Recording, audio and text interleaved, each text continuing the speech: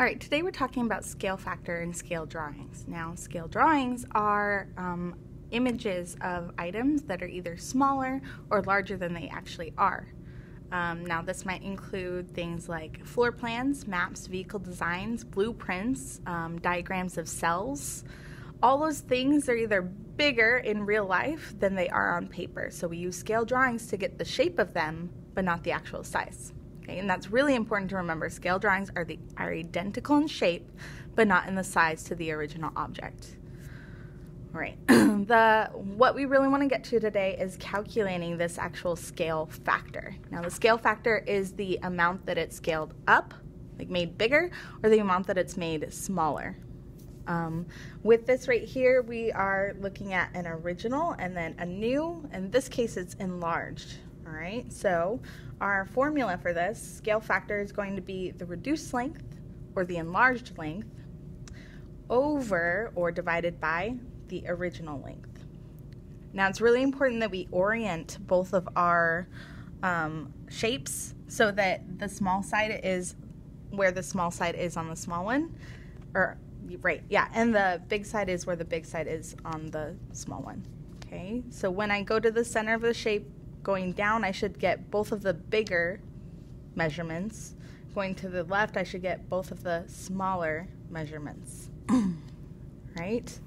And if it happens that my shape were turned, then I would want to kind of reorient it either in my mind or by drawing it out so that I've got this. So I can go, okay, if I'm going to the left, those two are the same. Those are two that I'm going to use. Those are two I'm going to use in this right here. Right?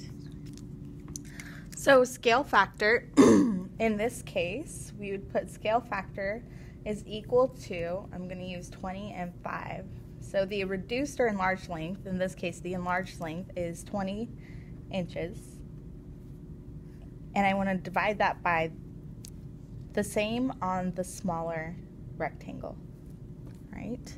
So when I divide this, I've got 20 divided by 20 divided by 5, which is 4. So, and let's put factor there.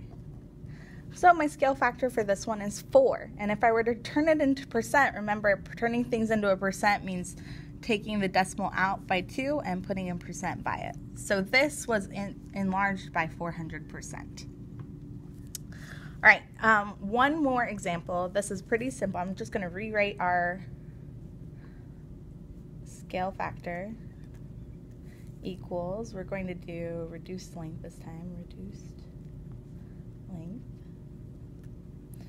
over the original length. Original length. Okay, so with this one right here, we have our original, which was much larger, and our smaller, which is the new one. Okay, so looking at these, if I go to the upper right, these two are similar. If I go to the upper left, these two are similar. If I go straight down, these two are similar. All right, so I'm looking for it to be oriented the same way. I'm going to use the 4 side, which also means I'm using the 40 inside. So my scale factor equals 40, not 40, but 4, because that's the reduced length, 4 over 40.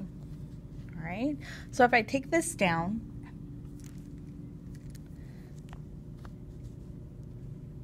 if I just reduce it, and you can do this in your calculator, then I've got 1/10, right? And if I'm turning that into a decimal, I'm looking at the tenths place. I've got 1, so that's 1/10. Turning that into a percent is moving that over. So I've got a 10%. That's what it's at right now. So this right here is 10% the size of this.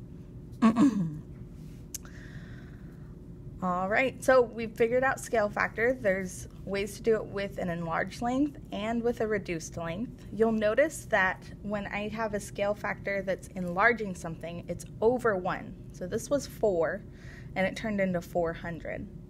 And when I have a reducing scale factor, it's under 1.